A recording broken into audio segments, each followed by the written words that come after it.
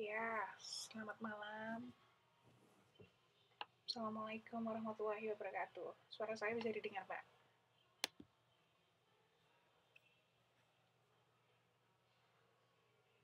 Oh iya, baik. Berarti malam ini adalah kelas pengganti yang hari apa ya dulu ya, Mbak ya? Yang hari Senin apa Kamisnya gitu ya? Kan yang satu sudah saya rekam, satunya kan belum ya. Nah, gantinya yang belum itu adalah yang sekarang ya. Jadi saya tidak punya hutang ya, Mbak. Ya, oke. Iya, iya, mohon maaf saya belum bisa sempat memoto itu Mbak, hasil itunya, tapi nanti sebelum sebelum minggu depan lah pasti saya akan ini ya, saya akan foto sama saya akan hitung ulang berapa betulnya ya. Yang jelas untuk gambaran itu sudah ada ya minimal kemungkinan ya antara 80 ya 78 82 gitu range-nya seperti itu. Jadi 70 75 sampai 80% benar ya, Mbak. Harapannya realitasnya nanti juga seperti itu ya, Mbak.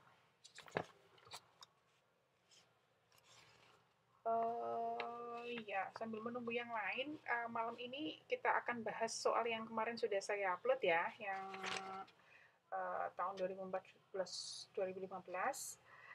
Nanti hari Minggu atau hari Senin pagi ya atau Minggu lah ya akan saya upload soal yang ini yang ada yang saya punya ini ya yang saya googling itu yang tahun ajaran sekarang yang 2015-2016 ya. Saya tidak tahu apakah itu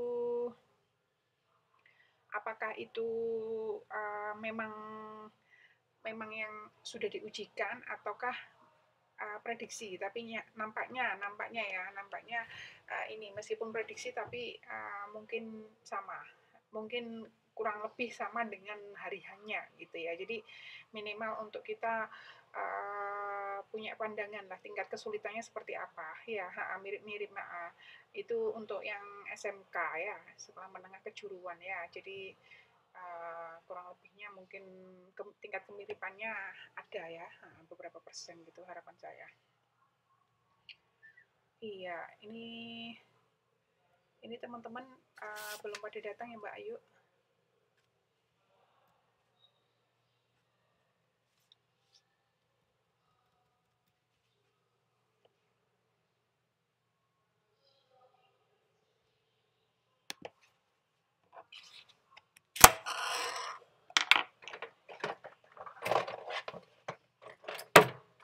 Iya, minimal ini kalau apa kasusnya sih mungkin pasti akan beda ya, tapi minimal kisi-kisi mengenai ini itu ya. Minimal biar ada gambaran.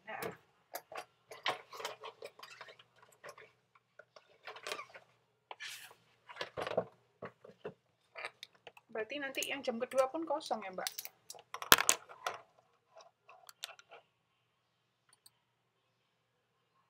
Ada ekonomi ya. Baik, ini sudah sempat dibaca Pak soal ini Mbak. Ini soal tahun 2014-2015 semua kelompok jurusan.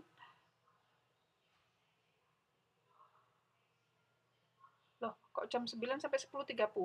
Itu yang kapan ini Mbak? Yang ekonomi kapan?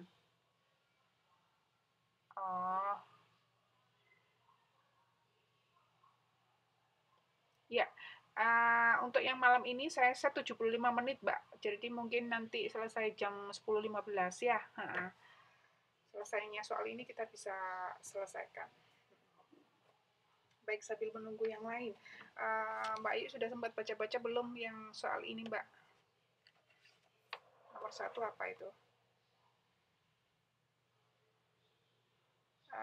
Ya. Kemarin sempat tanya yang sudut pandang ya Mbak. Sudut pandang nanti saya siapkan untuk yang tatap muka yang terakhir ya Mbak ya. Sebenarnya itu PPT-nya sudah pernah saya share. Hanya mungkin saya perlu perjelas lagi aja. Bagaimana Nita ini cara-caranya ya. Uh, Tadi saya mau cari filenya udah nggak keburu, jadi saya upload soal yang kemarin aja.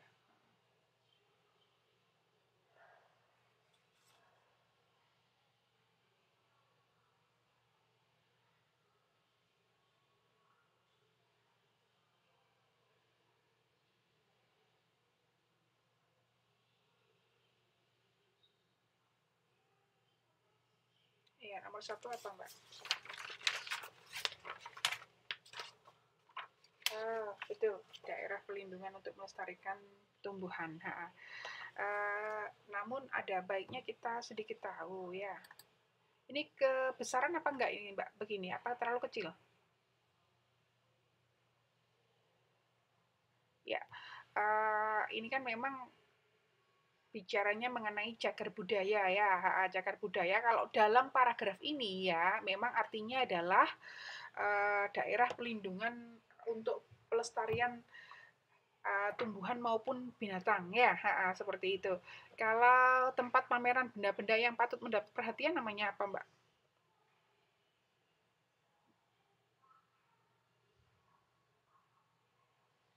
Mungkin C ini bisa diartikan hampir ke arah museum ya. Terus kemudian benda-benda peninggalan purbakala ini uh, museum apa museum, Mbak?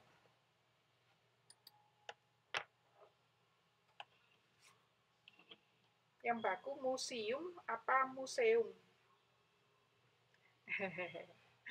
Ini istilah baku sama tidak baku, Mbak. Ayo, Mbak.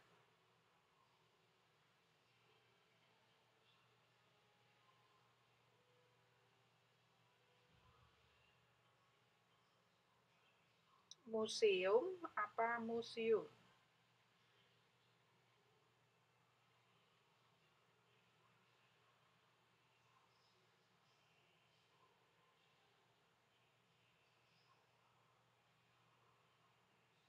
Hmm.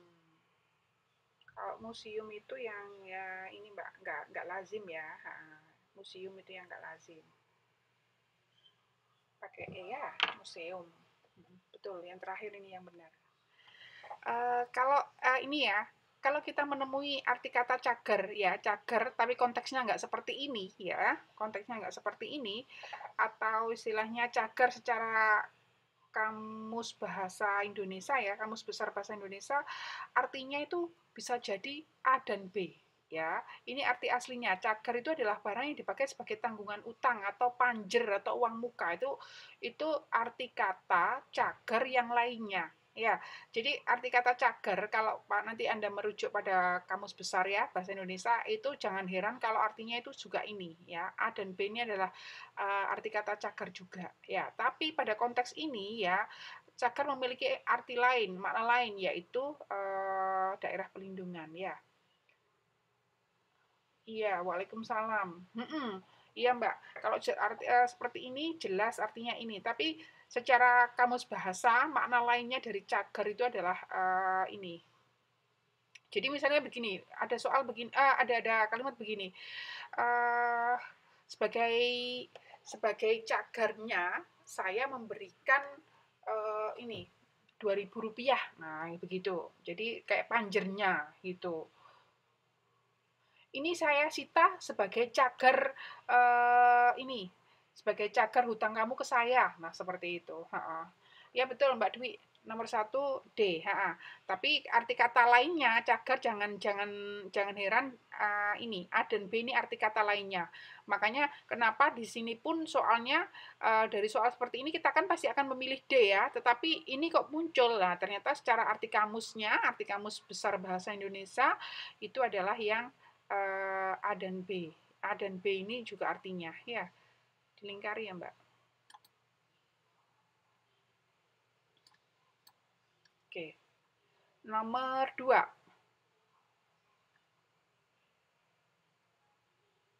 Nomor 2 apa nih? Kalimat utamanya ada di mana nih? Kalimat utama umumnya kalau namanya kalimat utama paling tidak ya selalu ada di awal atau di akhir gitu kan ya. Nah, ini Ada di awal ya, kebetulan awal optionnya dibalik jadi E ya. Kalau yang kalimat paragraf seperti ini disebutnya paragraf apa namanya ya Mbak?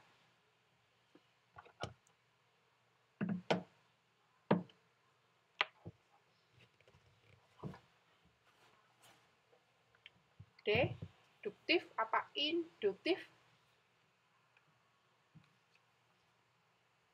Deduktif, betul. Nanti sama dihitung ya Mbak ya, betulnya berapa, salahnya berapa ya. Kita sebagai ini, untuk melihat trennya ya. Nomor 3, tujuan penulis pada paragraf tersebut adalah apa? Nomor 3,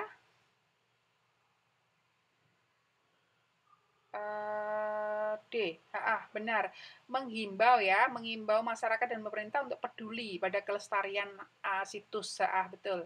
Nomor 3, D. Nomor 4, iya Mbak, ini yang soal yang paling terakhir saya upload Mbak. Sudah coba dibaca Mbak Dwi? Bukan tugas ya, ini yang saya upload.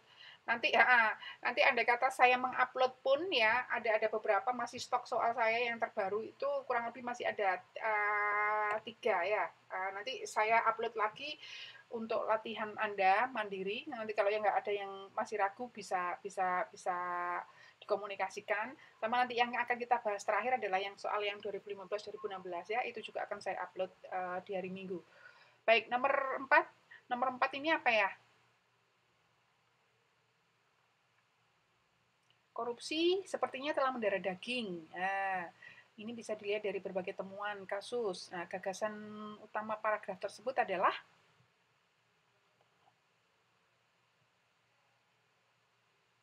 gagasan utama itu berarti ide pokok ya, sama dengan ide pokok paragraf ya. Ide pokok paragraf apa kalau seperti itu?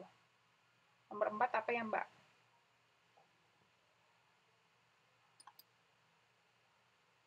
4E, betul.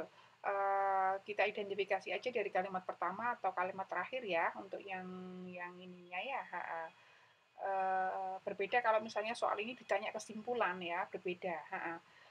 Nomor 5. Kalimat yang mengandung kata yang tidak tepat.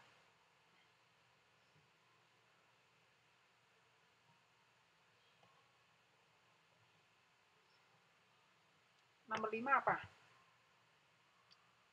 Mbak Dwi, ini nomor berapa Mbak? Nomor 4 ya? Yang ini, oh ya, nomor 5, E. Nomor 5E, taunya dari mana Mbak? Kalimat mana yang ini, yang menunjukkan bahwasanya nomor 5 itu adalah yang tidak tepat adalah E.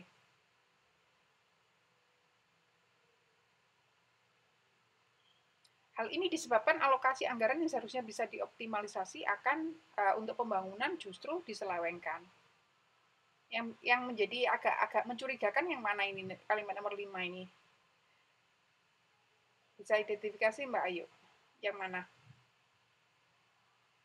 Ini ya. Hal ini disebabkan. Nah, padahal kondisi ini adalah paragraf ini sebenarnya paragraf sebab akibat ya, atau akibat sebab.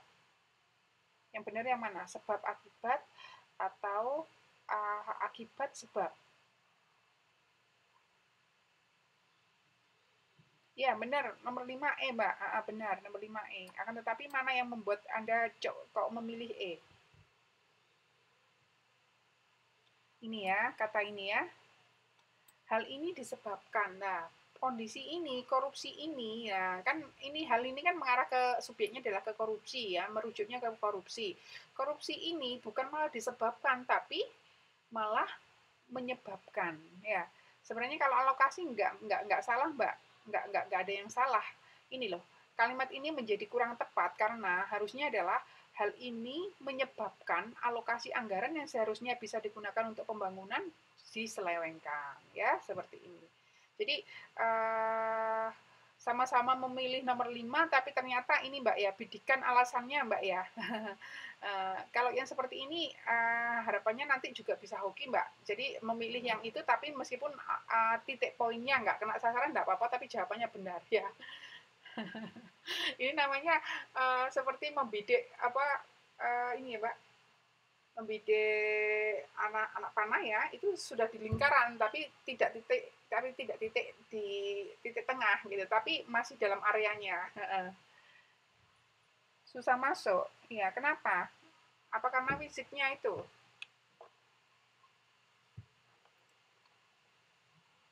Saya tadi ini memilih yang cepat aja. Kalau yang elekta ini saya pasti butuh prepare yang agak lama.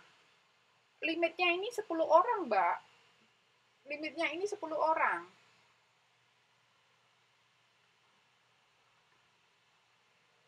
Sudah ada tulisannya kalau yang program trial ini limitnya 12 sampai 10, 10 sampai 12. Jadi cuma 2 orang.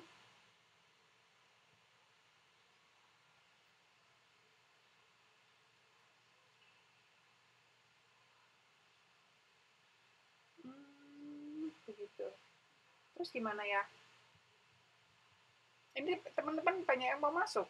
Masa kita pindah? Sepertinya kalau dari saya setting kok ini Mbak ya, jumlah yang diperbolehkan itu 10 gitu. Oke, oke, oke. Lanjut, lanjut nomor 6. Nanti jika misalnya itu nanti teman-teman bisa melihat rekamannya. Saya upload yang ini. Nomor 6.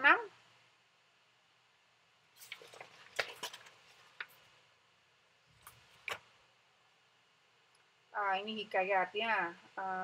Ini yang seperti Mbak Ayu bilang itu, memahami sebuah karya sastra lama itu tidak mudah ya, butuh pemahaman yang lebih, butuh apa istilahnya ketelitian ya, karena kalimat-kalimatnya itu agak-agak ini sulit dipahami, pemilihan-pemilihan katanya itu sulit dipahami ya. Uh, Kalau soal-soal sebelumnya ditanya, kalau hikayat seperti ini cirinya apa yang di sini? Ini yang muncul adalah istana sentris nih ya, istana sentris. Terus kemudian kalimat-kalimatnya inilah bisa mencirikan kalau ini karya sastra lama ya. Nah, kalau yang di sini tanya, ini juga ada kemustahilan ya, ada yang mustahil nih. Nomor 6, apa nih jawaban Anda? Nomor 6, yang mustahil adalah apa nih, Mbak?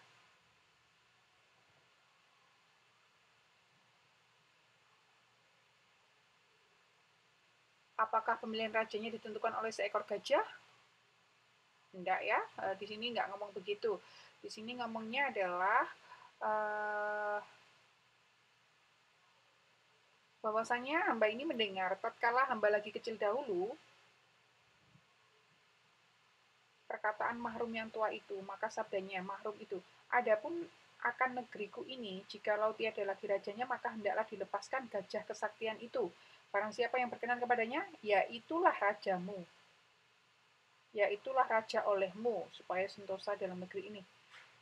Nomor 6. Adapun akan negeriku ini, jikalau tiada lagi rajanya, maka hendaklah dilepaskan gajah kesaktian itu. Barang siapa yang berkenan kepadanya, ya itulah rajamu. Nah, yang bilang seperti itu siapa ya?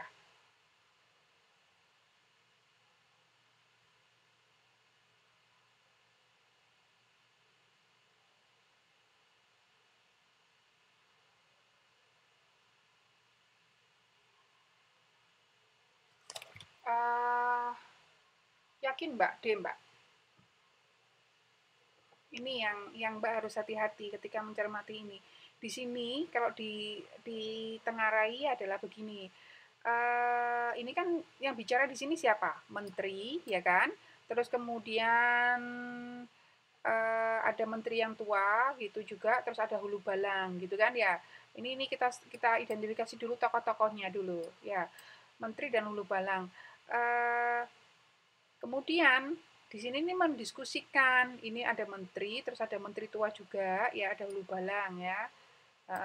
Terus kemudian setelah itu maka menteri tua itu berkata, bahwasanya hamba ini pernah mendengar bahwasanya ketika saya kecil negeri ini jika tidak ada lagi rajanya maka hendaklah dilepaskan gajah kesaktian itu.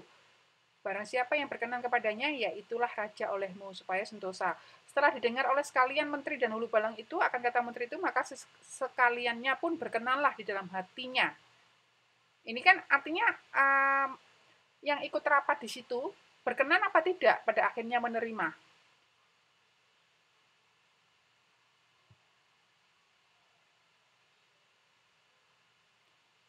Di sini tidak disampaikan ya. Di sini seolah-olah ya tokoh-tokoh yang berbicara itu ya sepakat gitu loh, berkenan ya, berkenan ya. Dan di sini tidak ada cerita raja itu menyerahkan gajah saktinya kepada menteri. Artinya bukan begitu. Artinya bukan begitu. Raja di sini ya, raja di sini uh, karena raja itu sudah tidak ada ya. Jadi ini kan yang berbicara tokoh-tokohnya kan tadi ya, menteri-menteri tua sama hulu balang. Ini membahas negeri ini nggak punya raja, begitu. Nah, kalau nggak punya raja, si menteri tua itu apa bilang, saya dulu pernah mendengar dari dulu-dulu ya, dari nenek moyangnya mungkin barangkali, jika tidak ada raja, maka eh, maka hendaklah dilepaskan gajah kesaktian itu ya. Jadi kalau situasinya nggak ada raja, maka gajah kesaktian itu dilepas gitu loh. Dan itulah yang menjadi rajanya gitu. Jadi di sini tidak keberatan, Mbak. Nggak ada keberatan. Di sini nggak ada cerita keberatan raja. Di sini nggak menjadi ini nggak menjadi konflik di sini atau nggak menjadi hal yang diperbincangkan di sini gitu, rajanya loh ya. Tapi kalau posisi kerajaan itu nggak punya raja, iya gitu. Jadi di sini ini yang mustahil adalah bagaimana mungkin bisa uh, sebuah negeri itu nanti akan dipimpin oleh seekor gajah. Ini yang E, yang agak mustahil itu yang E. Mm-mm. Nah, ini kan sepakat ini, semuanya sepakat, oke gitu, dalam hatinya berkenan gitu loh. Kalau ini nanti dipimpin oleh, ini yang mustahil ya. Oke, nomor 7.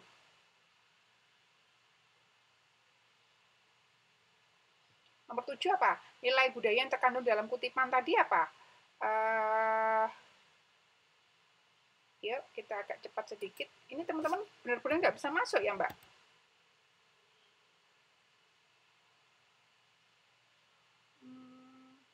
Kasihan ya. Apa seperti itu ya kalau fisik ya? Sudah, saya nanti yang Senin nanti saya pakai Elekta ya.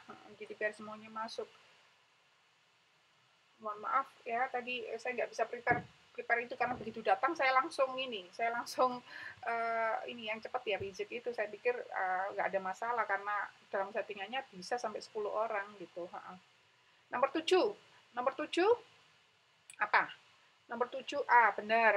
Jadi di sini berdasarkan adat kebiasaan ya. Oke, grafik nomor 8. Grafik nomor 8 dan 9.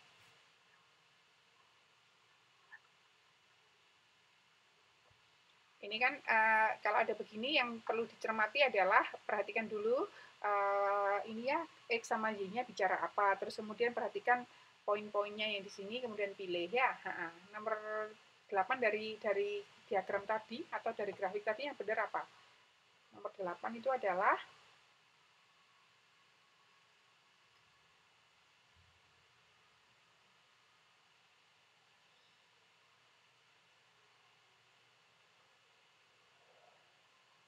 nomor 8 kalau kita memilih A ya, ini kan bicaranya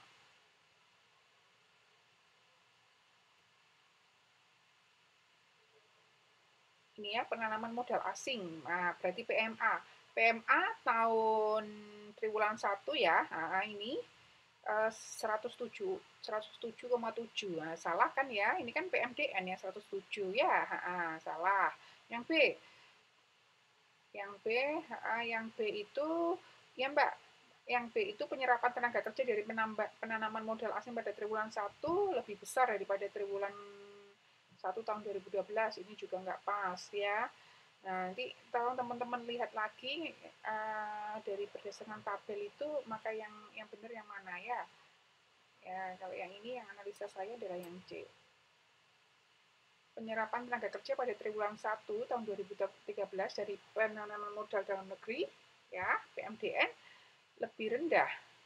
Nah, PMDN lebih rendah daripada PMA, ya, itu. Yang lain-lain ini nanti bisa dilihat sendiri, nggak pas ya. Nomor 9, simpulannya adalah, simpulan isi grafik tersebut adalah, di sini menyimpulkan bahwasanya penyerapan tenaga kerja dari penanaman modal asing tahun 2012 sampai 2014, PMA ya, PMA stabil turun. Sedangkan PMDN ya mengalami fluktuasi, artinya naik dan turun. Berarti nomor 9 itu adalah yang benar adalah yang B. Nomor 10. Nomor 10. Ini ada puisi. Pagiku hilang sudah melayang, hari mudaku sudah pergi. Ini populer sekali ya. Judulnya Menyesal. Suasananya tergambar dalam puisi ini adalah apa? Suasananya adalah suasana penyesalan ya.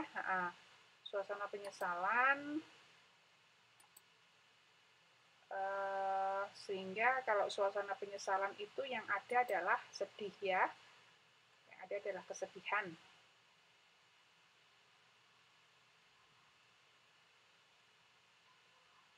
Nah, ini servernya juga lagi hilang loss.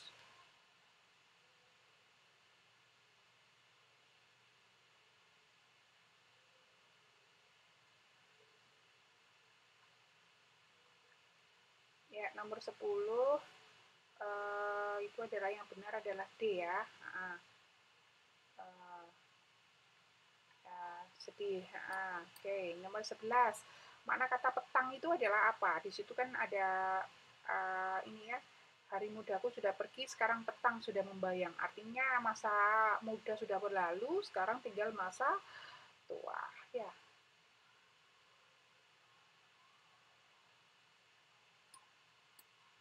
Nomor 12. Nomor 9 ya, Mbak. Nomor 9 tadi ini, Mbak. B, Mbak. Nomor 9 B. Nomor 10 D. Nomor 11 E. Nomor 12 sekarang maksud lari ya. Kini hidup meracuni hati adalah apa? Maksud lari. Kini hidup meracuni hati.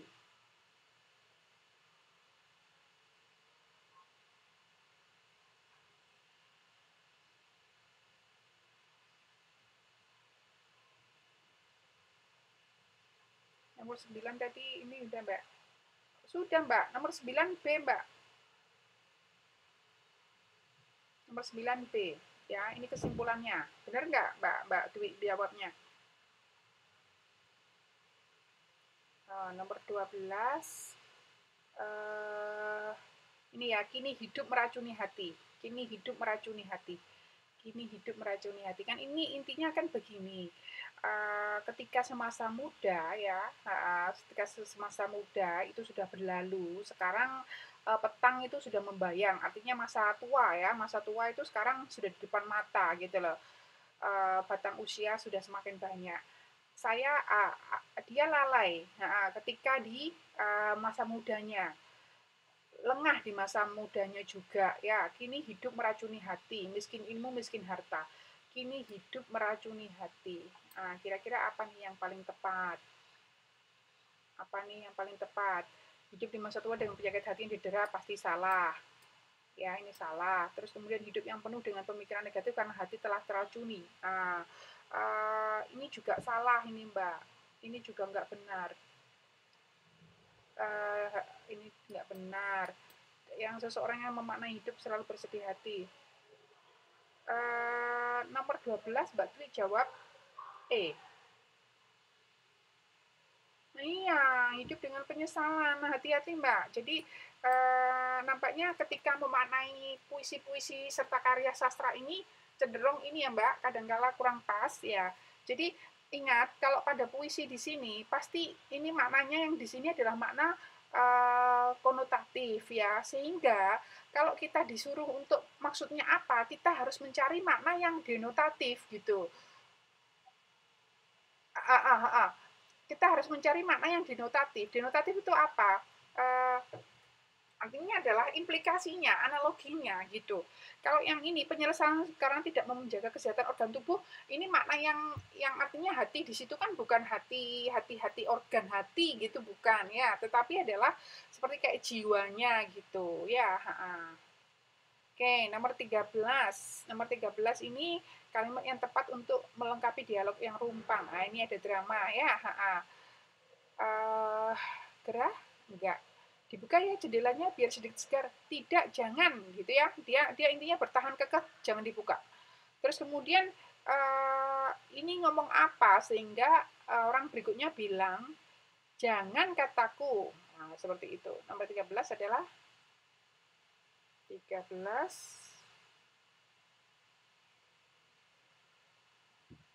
D. Terlalu sesak hawanya kalau ditutup.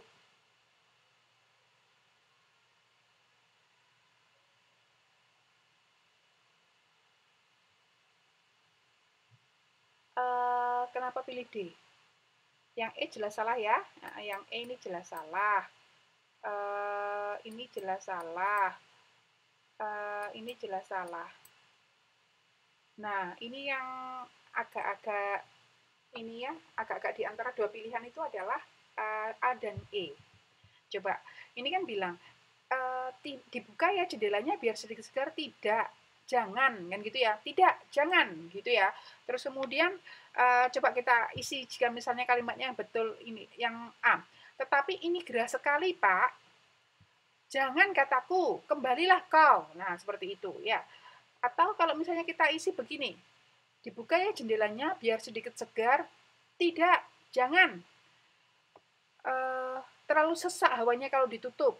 Jangan kataku. Nah, jangan kataku kan berarti ini terlalu sesak hawanya kalau ditutup. Terlalu sesak hawanya kalau ditutup atau yang tetapi ini geras sekali, Pak. Gitu. Yang mana? Yang A ya. Kalau ada yang seperti ini, teman-teman harus mencocokkan dengan kalimat sebelumnya serta kalimat berikutnya ya. Jadi jangan hanya kalimat berikutnya saja, jangan atau jangan hanya dari kalimat atasnya saja, harus atas dan bawahnya, sebelum dan setelahnya ya. Oke. Nomor 14. Wataknya apa kira-kira tokoh Margila di situ? Tadi kan dia meskipun dibentak-bentak seperti itu gitu ya, tetapi dia ini dia hanya bisa ini kayak mengelus dada lah gitu ya, seperti itu. Ya, penuh perhatian. Oke.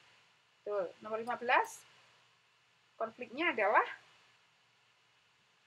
apa nih? Konflik adalah ini ya pertentangan dalam kutipan kutipan paragraf tadi atau kutipan drama tadi. Nomor 15. Konfliknya adalah kalau selalu ingin tahu, enggak ya. Sikap maksudnya tidak mau terbuka meski Mardilah perlu pengertian dan perhatian, nampaknya iya. Kita coba centang dulu. Sikap tidak menghargai Maskun akan kerja keras Mardilah, tidak. Enggak. Enggak juga ya. Jadi nomor 15 itu yang betul adalah B. Benar. Nomor 16 sekarang. Opini redaksi yang dalam tajuk rencana. Nah, ini opini ya, opini. Ketemu lagi nih dengan opini.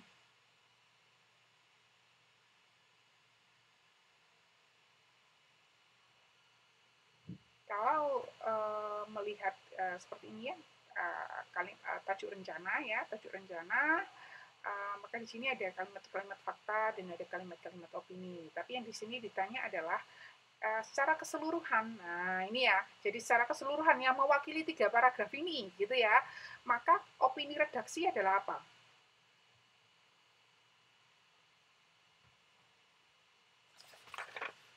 Nah, ini yang kalau ini cocok dengan yang dulu kita pernah bahas, bahwasanya yang namanya kalimat opini atau yang menjadi opini di situ adalah yang menjadi solusi. Nah, cenderung ada di akhir-akhir paragraf, ya, paragraf yang paling akhir. Terus kemudian uh, cenderung itu bisa menjadi sebuah solusi. Oke. 16C.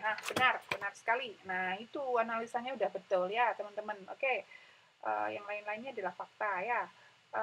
Nomor 17, opini tadi ditujukan kepada siapa?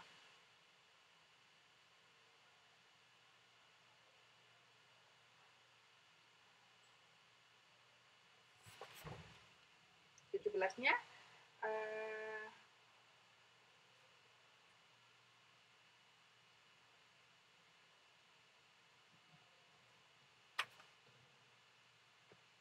17-nya masyarakat Indonesia. Kalau KPU jelas salah, para pejabat enggak, pemerintah enggak, ya masyarakat Indonesia ya, globalnya ya, secara umumnya adalah karena ini istilahnya siapapun nantinya ya, siapapun nantinya yang bisa yang mau jadi pemimpin itu harusnya kompeten, kredibel, dan integritas. Punya integritas ya, betul. Oke, nomor ini tadi yang C ya.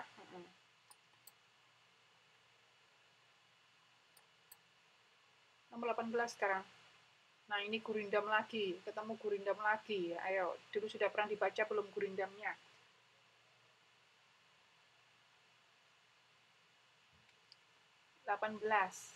D. Mbak Ayu jawab D. Mbak Dwi jawab apa?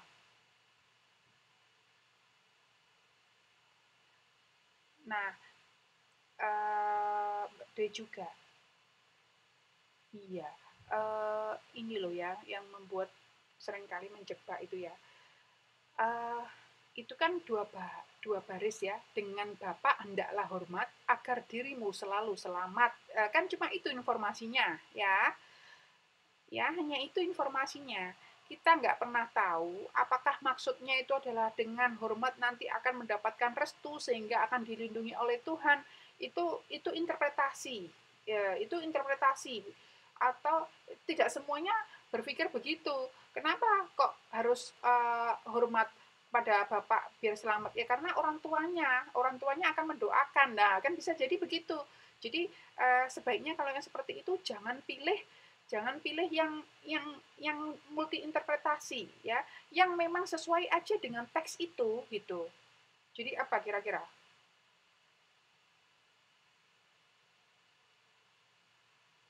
Yang intinya yang informasinya yang adanya ya di teks itu yang terbatas itu, pilihlah yang itu ya.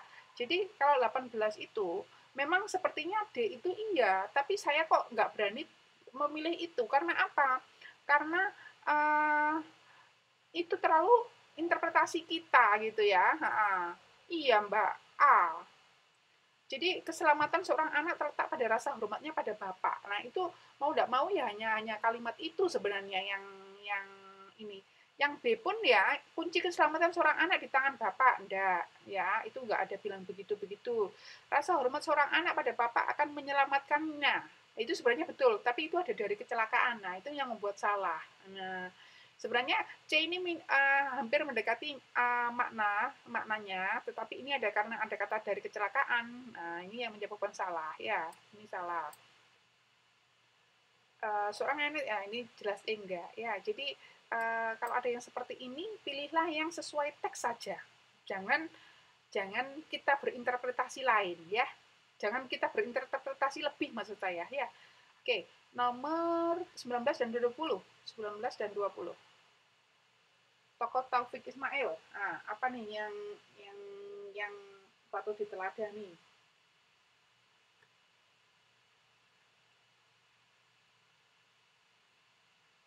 Apa nih yang patut diteladani?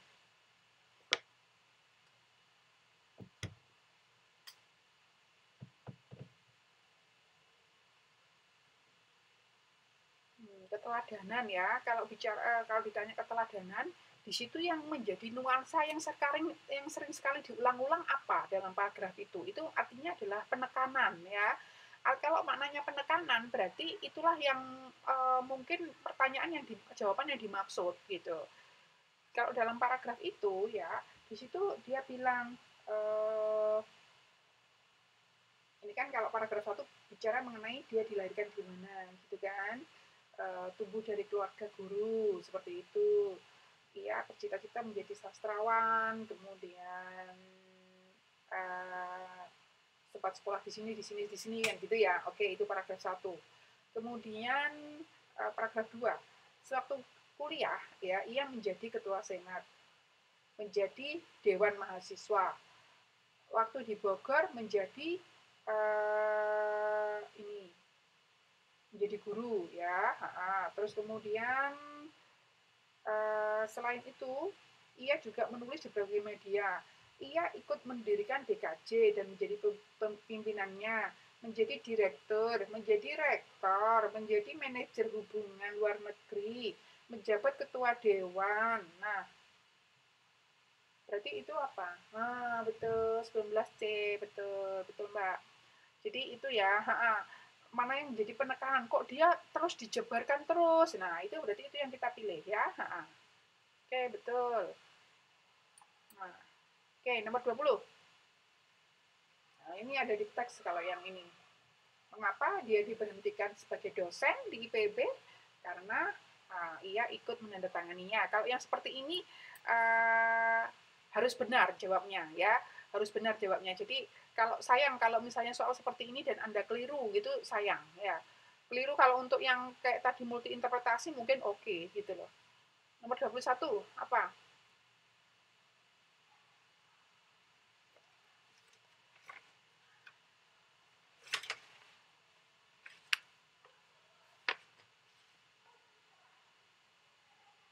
Nilai moral dengan kehidupan sehari-hari. Nomor 21.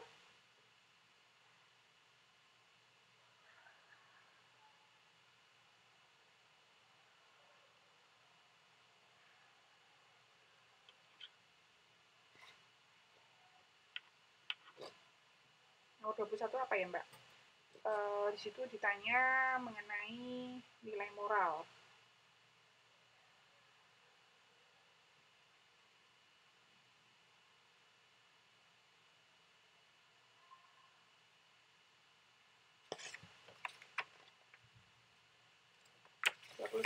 C. 21C. Ya, benar. Nah, benar. Saya senang kalau Anda benar. Oke, nomor 22 sekarang.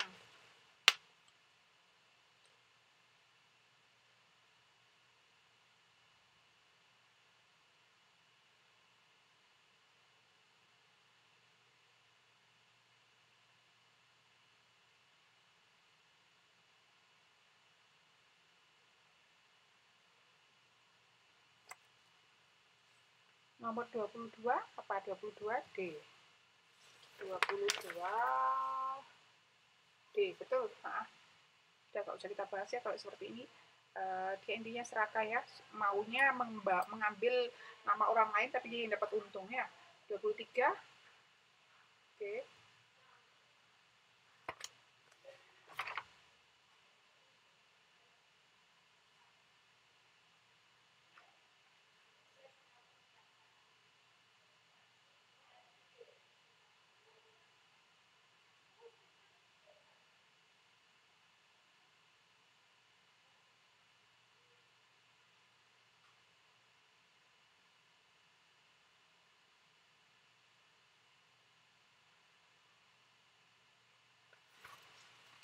Nomor 23B. 23B. Betul, betul, betul, betul, betul. Ya, 24. Konfliknya apa nih?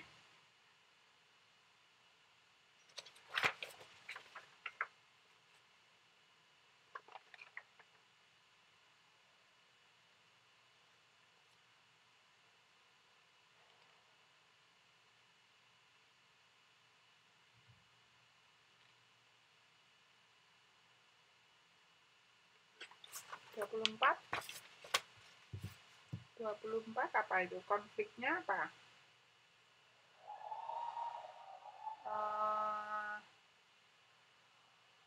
Ini ya. Kalau untuk yang A, keinginan Hamid untuk mendapatkan uang dan pengakuan atas hasil kerja kerasnya, enggak ya. Di situ justru Hamid itu seperti kayak diintimidasi ya, seperti kayak ditekan gitu loh untuk mau mengikuti kemauan dari si tuan kacamata itu. Tapi di situ pun Hamid dia juga belum bukan bukan bukan tidak kuasa menolak ya, masih bukan ini. Kenapa pakai mungkin, Mbak? Namanya konflik itu apa? Konflik itu kan berarti sumber pertengkaran ya, atau sumber ini ya, atau istilahnya mana yang menjadi kayak istilahnya semacam pertikaian gitu loh, kayak yang mana menjadi pusat masalah, pusat masalah, betul, pusat masalah, coba diulang lagi. Di situ kan intinya kan ini tuan kacamata itu ya, uh, dia dia menyatakan ingin menggunakan namanya Hamid misalnya, uh, itu pun kalau tuan setuju gitu loh ya. Tapi kemudian Hamid sendiri sambil berkata, berpikir ya, orang lain yang bekerja keras memeras otak, kok dia yang mau menerapkan namanya dengan megah gitu. Berarti sebenarnya yang menjadi pertentangan di situ, konflik itu pertentangan ya, yang menjadi pertentangan ya, atau yang istilahnya yang menjadi masalah apa? Kan maunya si A begini, maunya si B begini kan, itu konfliknya. Ya C, C. Ya, jadi uh, kalau ketidakmampuan Hamid untuk menolak itu bukan konflik, ya artinya adalah mungkin endingnya gitu. Kalau konflik itu yang menjadi uh, kedua belah pihak itu loh.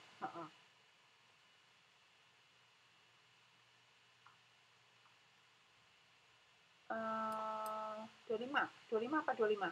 Amanat ya, amanat yang terdapat dalam kutipan tersebut adalah, nah ini soal nomor 25, 26 ini agak-agak sulit. Sulit itu artinya adalah multi interpretasi juga. Yang 25 ini apa nih?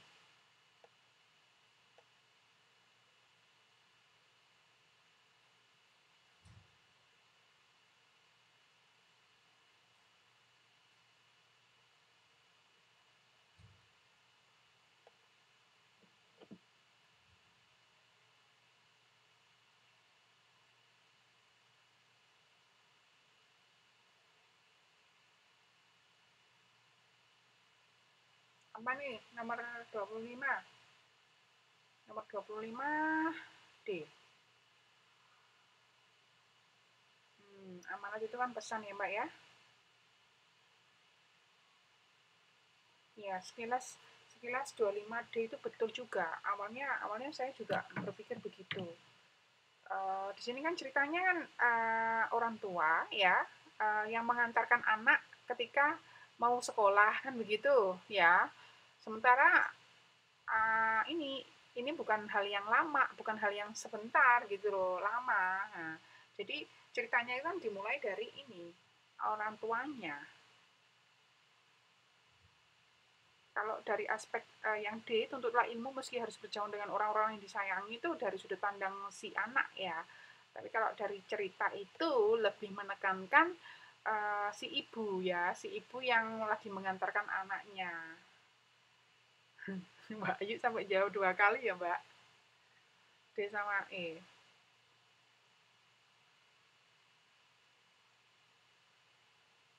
Ya, ini yang saya katakan.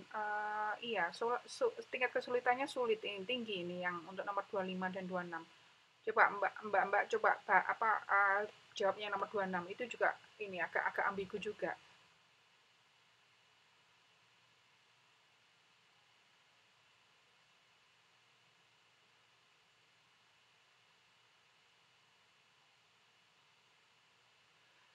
Ini ya, nomor 25 tadi, tetap kita harus mengembalikan ke teks ya. Tetap kita harus mengembalikan ke kutipan yang ada di teks itu gitu. Saya kenapa kok nggak berani pilih D ya? Karena itu mungkin berlaku general. Mungkin berlaku general, artinya adalah pada kondisi situasi yang lain itu iya, tetapi pada teks itu iya apa enggak gitu. Atau mungkin pada teks iya, tapi pada kondisi umum iya. Ini yang harus yang dipilih adalah benar-benar yang sesuai dengan teks gitu.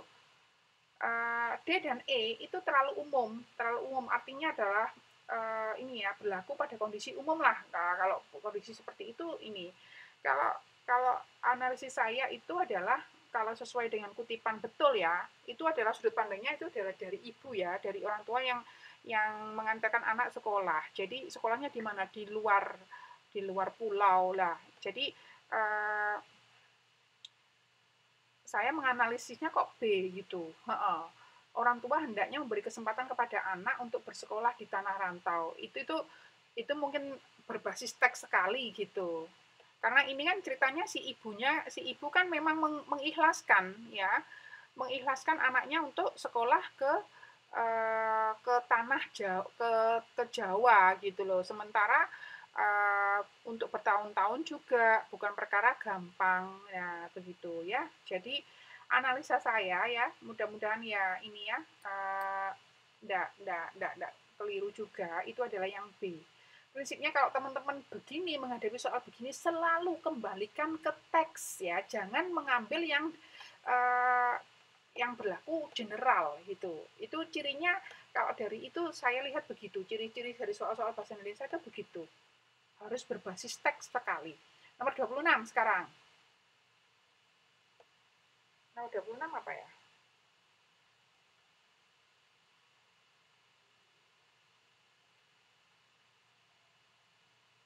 Nomor 26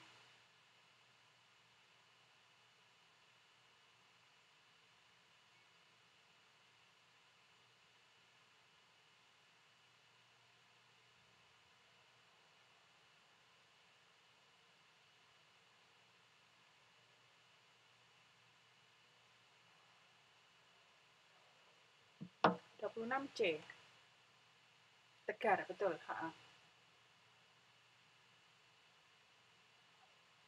Oke, 26C. Nomor 27.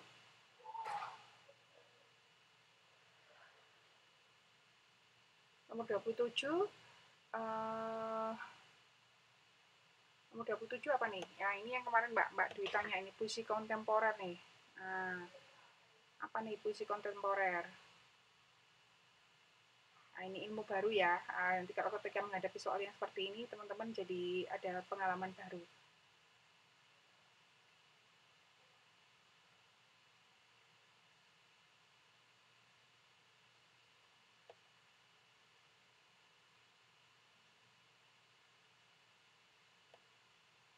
Nah, ini ya, puisi kontemporer itu puisi baru ya, atau istilahnya yang puisi terkini, puisi yang pada masa-masa kini ya. Kan kita kenal itu kan ada puisi lama, ada puisi baru. Nah, ini yang puisi yang lebih di atas baru ya, artinya yang paling terkini ya, yang saat ini itu adalah kontemporer namanya ya. Jadi puisi kontemporer itu puisi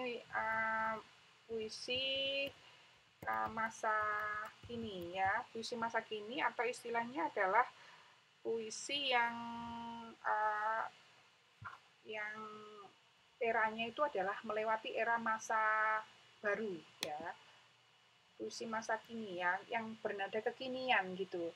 Jadi puisi itu kan ada dibagi puisi lama, baru.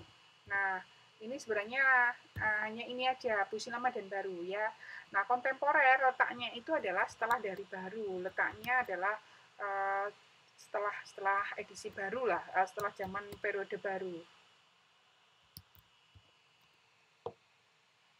Ya, seperti itu. Cirinya adalah puisi ini lebih bebas ya, jadi tidak menggunakan aturan-aturan kaidah penulisan puisi pada umumnya. Aturan penulisan puisi itu apa? Terikat irama, rima gitu ya, terus kemudian apalagi gitu, irama, rima, terus kemudian sajak seperti itu ya. Nah, kalau yang ini enggak, kalau yang kontemporer itu lebih bebas. Yang lebih diutamakan adalah isinya ya. Jadi yang diutamakan itu adalah lebih ke arah penampilan. Ya, lebih diutamakan itu adalah bunyi katanya yang secara maksimal dan ini uh, dia tidak lagi memperhatikan betul makna puisinya gitu. Penataan dan diksinya cenderung tidak beraturan ya, itu adalah kontemporer ya. Jadi untuk yang kontemporer teman-teman memilih apa nih? 27D. Seperti mengulang-ulang kalimat ya Mbak, seperti mengulang-ulang kalimat ya. Tapi cirinya yang menonjol apakah itu? Itu iya, ini iya, tapi bukan menjadi ciri itu. Cirinya yang menonjol itu adalah uh, tahu nggak Mbak artinya tipografi? Tipografi itu lebih ke arah ini. Kalau dari arti katanya itu cetak, ya cetak atau seni cetak. Artinya adalah lebih ke arah bentuk atau wujud fisik ya, bentuk atau wujud fisik dari puisi. Ya. Bentuk atau wujud fisik dari puisi.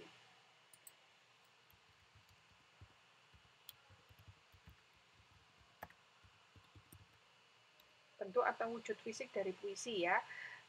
Jadi mengapa kok bentuk dari atau bentuk wujud fisik puisi, coba perhatikan Mbak. Apa bedanya dengan yang puisi yang lainnya? Ini cirinya lagi dari kontemporer, dia itu adalah lebih memperhatikan bahasa fisik, lebih memperhatikan penampilan fisik. Coba, ini ya, kenapa kok dia selalu menjorok ke sini? Ada paragraf, ada alinea. Yang ini ada alinea. Ini kan sengaja dibuat begitu. Ya, ini ciri yang lain nggak ada di puisi lama atau puisi baru ya, khususnya puisi baru itu tidak memiliki kekhususan begini gitu loh. Jadi cenderung juga nanti ada yang kayak begini, model zigzag begini. Nah, gitu. Dia lebih mempertahankan ininya. Misalnya kayak gini. Aku, terus dari sini aku. Jadi ada semacam kayak pola. Nah, ini yang disebut tipografi. Inilah yang menonjol dari ciri puisi kontemporer. Ya, kalau yang seperti ini ciri yang menonjol adalah apa? Dia mempertahankan ini bentuknya setelah dari sini ke sini ke sini ke sini gitu. Ini ada pola ya. Jadi ini yang betul adalah yang tipografi ya. Oke, 27A. 28 apa? Nomor 28 eh, nomor 28 apa ya? Kalimat deskripsi yang tepat untuk melengkapi paragraf di atas adalah apa? 28 ini kan intinya deskripsi. Deskripsi itu artinya menggambarkan secara detail, menguraikan secara detail keadaan-keadaan yang di situ. Jadi misalnya kalau di situ ada kayak keadaan kamar, maka di sini di situ masih tergeletak poster-poster, masih melekat ini, masih ada tergantung ini. Nah, gitu ya. Jadi apalagi nih yang lebih mendekati?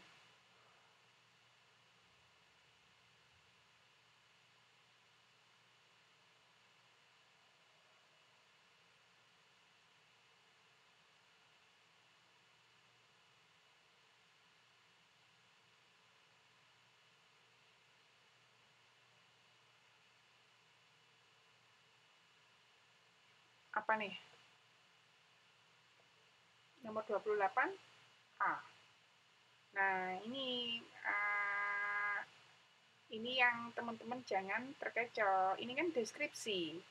Deskripsi itu artinya adalah ini kita harus melihat uraiannya dari sini ke sini ya. Ini kan ceritanya menggambarkan kamarku ini sama dengan yang keadaan yang waktu ku tinggalkan. Di situ ada tumpukan boneka, ada puluhan poster, ada tas, ada gantungan. Nah, terus kemudian apa lagi? Nah, kan begitu. Jadi kalau kemudian endingnya adalah aku begitu nyaman berada di kamar yang telah lama tak kuntempati ini. Ini gimana nih?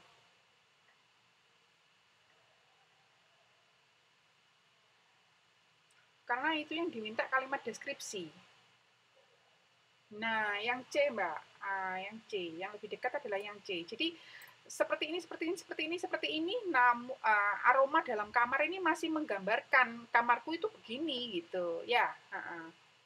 Oke, nomor 29 apa ya? Ini saya jadi merasa bersalah ya ke teman-teman yang nggak bisa masuk. Uh, ya. Oke. Nomor 29 apa ya? Nomor 29 resensi, kalimat resensi.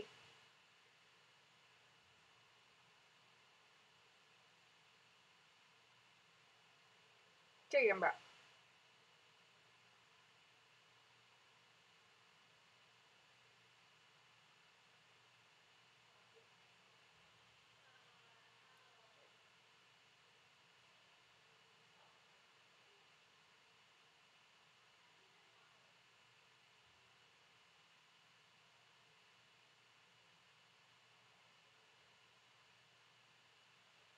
Itu yang dimaksud yang C ini mana Mbak? Oh, 29D. Ya, ya, ya, ya, ya. Uh, nampak ya itu 28 ya, C ya tadi ya. 29 D ya Mbak Ayu ya. Sekilas saya awalnya juga berpikir begitu. Kumpulan cerpen laki-laki beraroma rempah-rempah merupakan salah satu buku kumpulan cerpen yang beraliran feminis. Feminis artinya adalah bernada perempuan ya, beritu perempuan. Iya.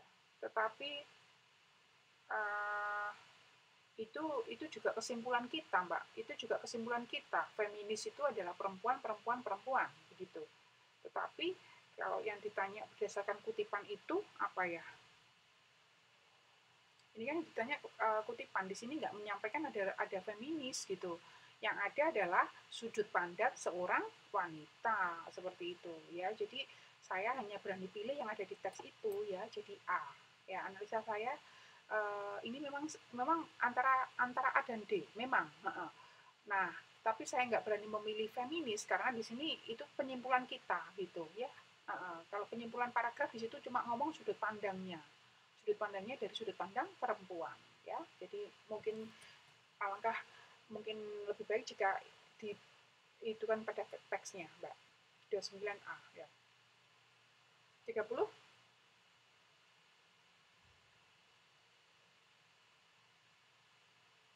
simpulan yang tepat adalah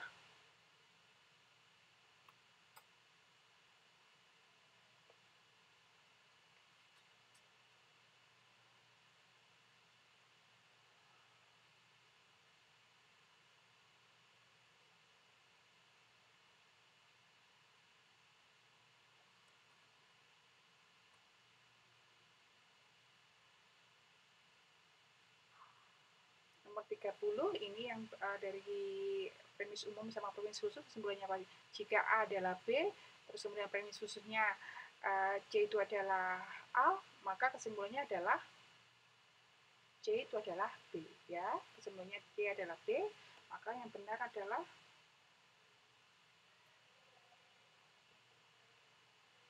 maka Pak Doni mendapat keringanan. Nah, mendapat keringanan.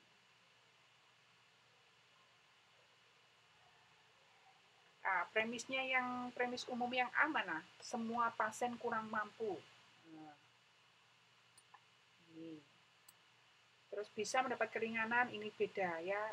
Ini dimulai dari sini. Bisa mendapat keringanan. Pak Doni tergolong pasien kurang mampu, ya. Sehingga Pak Doni bisa mendapat keringanan biaya gitu.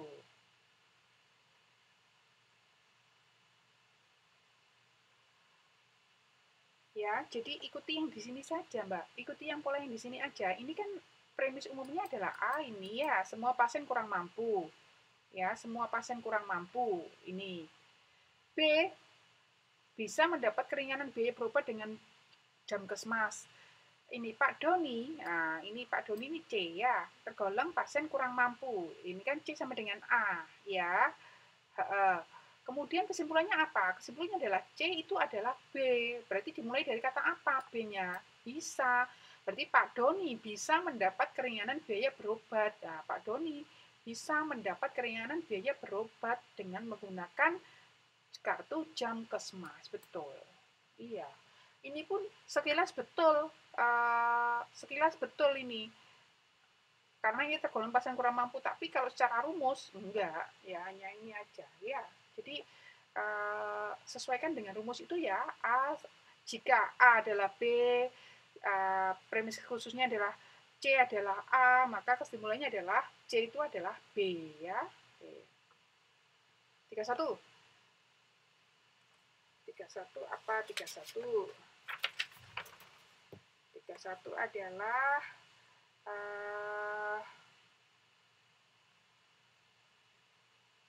apa nih? Nah, ini paragrafnya cukup panjang sekali. Coba teman-teman bisa menganalisis nggak dengan tepat?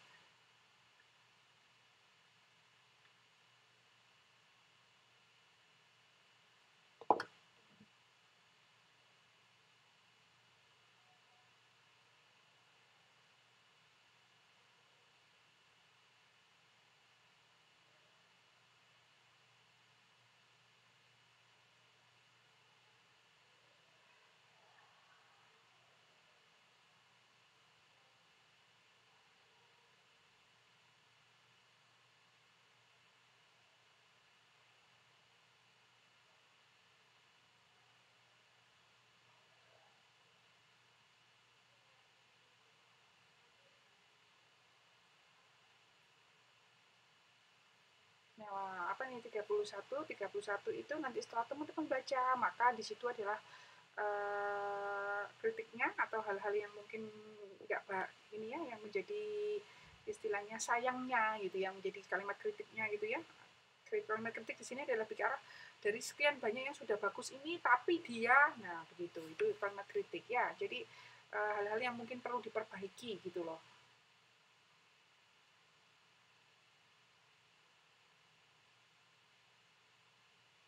Ya, kalimat kritiknya di sini nanti teman-teman mungkin bisa melihat ini yang analisa saya yang A ya.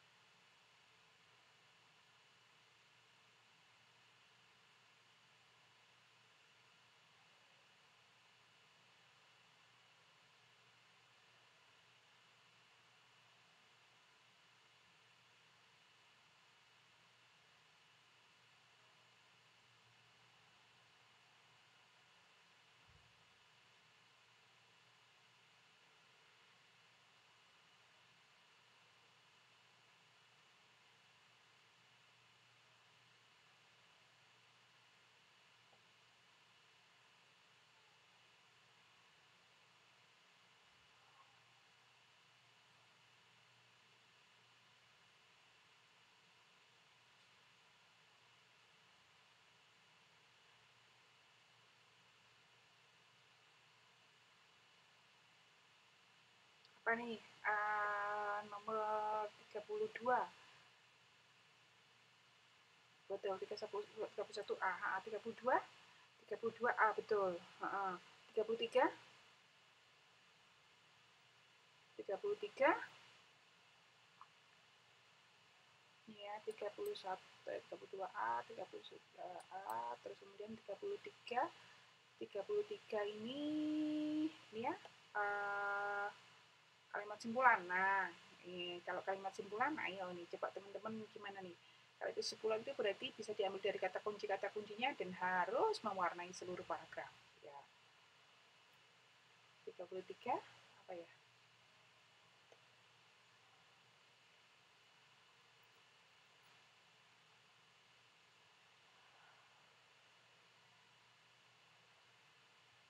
Ya, ini waktunya sudah hampir habis ya, teman-teman.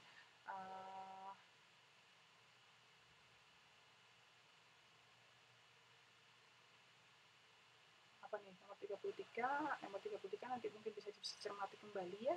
Kalau saya menganalisis, nomor 33 itu adalah ini.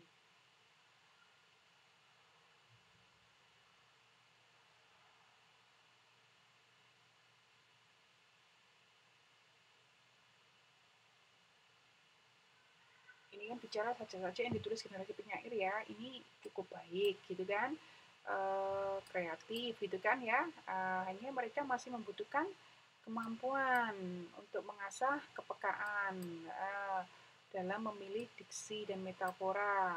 Kemampuan itu dapat ditingkatkan dengan membaca realitas yang hadir. Sebuah kebiasaan yang tidak akan didapat dari bangku sekolah.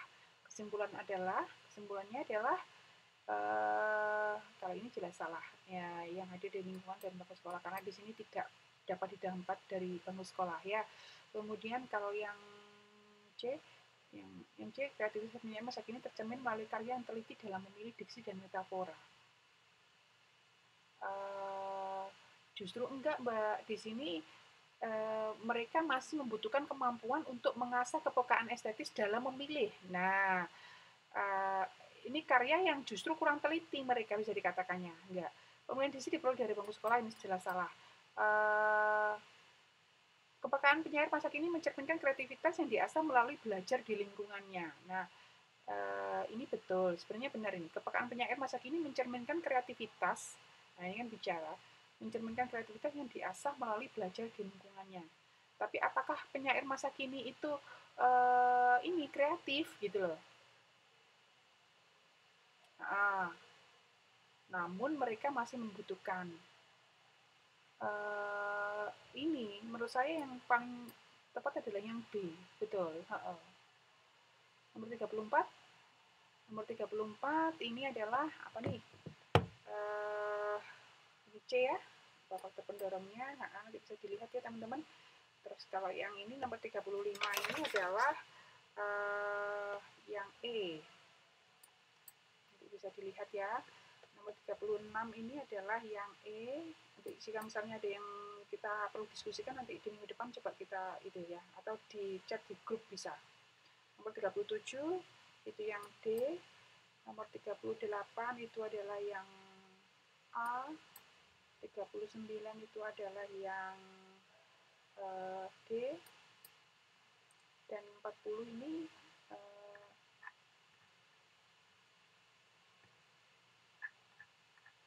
40 ini apa? Yang 40-nya adalah yang mana nih? Yang ininya yang huruf kecil ya, yang ininya huruf kecil. Terus ininya untuk tempatnya yang mana nih teman-teman? Coba ayo PR-nya mulai nomor 40 ya.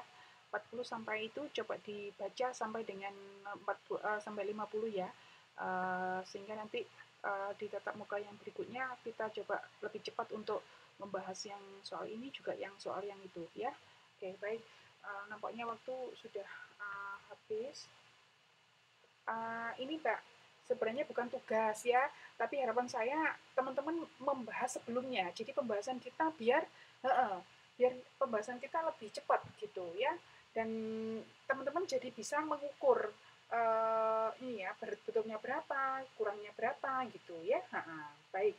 Nanti jadinya nomor 40 sampai dengan 50. Jadi nanti kita lebih bisa, oh ini benar alasannya apa gitu aja, enggak terlalu lama untuk membaca ya. Oke, baik, seperti itu aja ya pertemuan kita malam ini. Nanti ini akan saya upload ya nanti, insya Allah besok, untuk teman-teman yang nggak bisa hadir yang karena sulit masuk untuk ini ya. Oke, baik, terima kasih untuk kesempatannya. Saya akhiri sampai di sini. Wassalamualaikum warahmatullahi wabarakatuh.